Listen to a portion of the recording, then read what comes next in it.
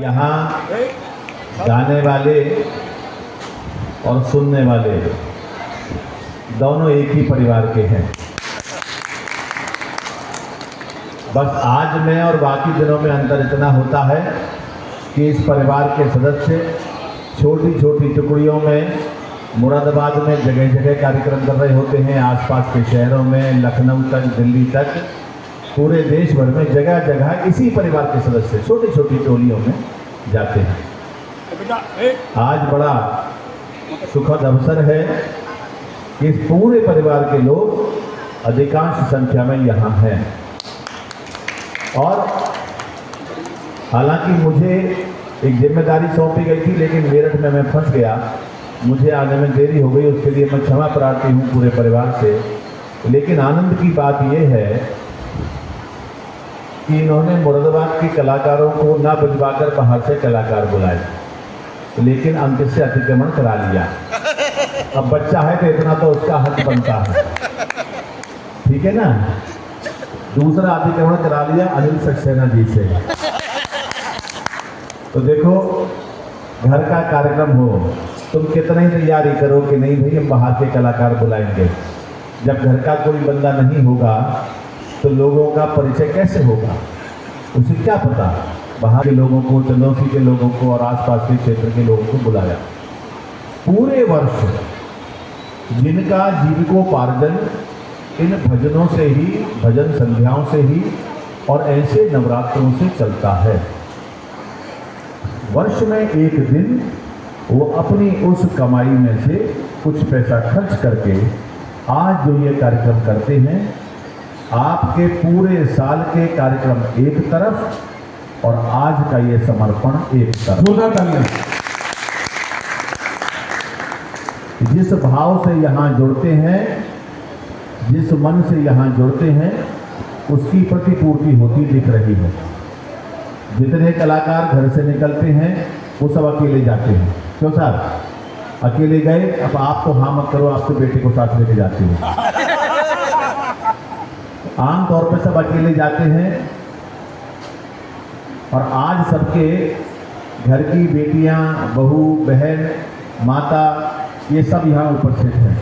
आज वो भी देख रही होंगी कि हाँ भाई हमारे परिवार की और कौन कौन है।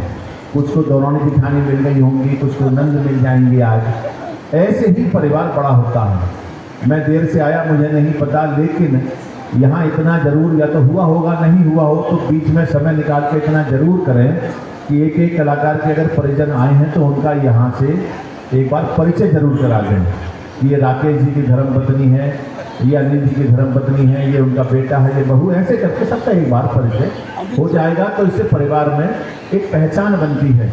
कल को राम राम श्याम श्याम हो तो पता लगे कि किसके घर से राम राम आई है। दूसरा, ये एक विशेष निवेदन जो मैंने पहले भी एक मंच पर किया था, वह ये कि कलाकार अपनी कला में इतना ज़्यादा डूब जाता है कि वो अपने भविष्य की चिंता नहीं करता। भविष्य की चिंता करना बड़ा जरूरी है। जो लोग बजाने वाले हैं वह भी एक दिन थकेंगे, जो गाने वाले हैं वह भी एक दिन थकेंगे। एक दिन स्थिति शरीर की ऐसी होगी, अब सब तो ज्ञानचंद शर्मा नहीं हो सकते, और मैं तो चाहता हूं कि सब ज्ञानचंद शर्मा जी हो जाएं। क्यों साहब?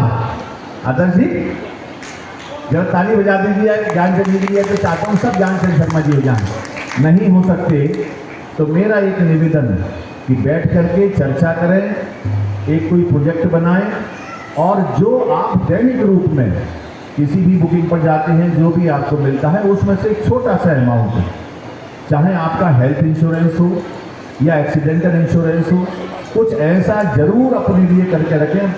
भगवान ना करे यूँ तो रात दिन आप महामाई की और भगवान की सेवा कर रहे हैं, कोई कष्ट आएगा ही नहीं, लेकिन भगवान ना करे कोई विपरीत परिस्थिति हो तो एक संबल वहाँ से मिल सके, इसके लिए जरूर चिंता किया करें।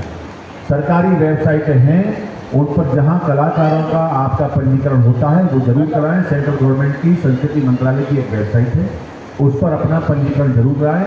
देर सवेर सरकार कलाकारों के विषय में कुछ ना कुछ सोचेगी और ठोस करेगी, ये मेरा विश्वास है। यहाँ अभी मैंने जिन बच्चों को सुना वो कहाँ है बिटिया?